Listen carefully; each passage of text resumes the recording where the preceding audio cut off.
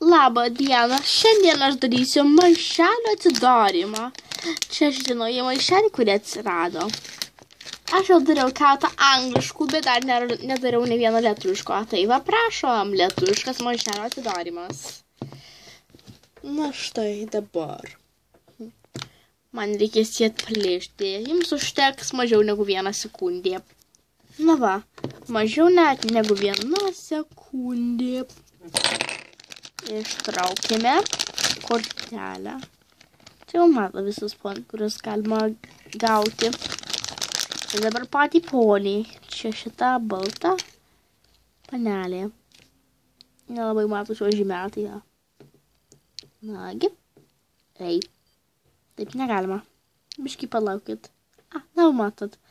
Dabar juos visi blizgučiai matosi.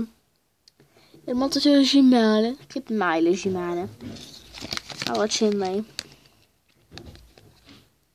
Na štai jinai turi būti tokia pilka va.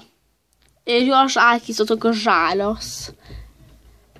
Jos ant kameros netoko žalios, kaip va čia va, ant kortelės. Jos va čia va tai nelabai toko žalios.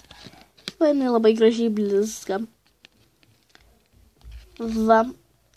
Jo žymelė tokia kaip meilės žymelė.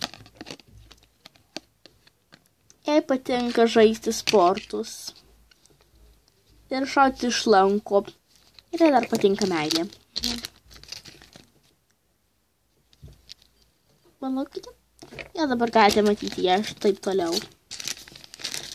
Va čia yra parodyti visi poniai. Ir dar čia, kad ant kortelės galėtume pasižymėti. Man tiesiog trūksta šitos mergaitės, šito berniuko ir šitos mergaitės. O kitų ponių aš visai nenoriu. Tai va, pabaiga.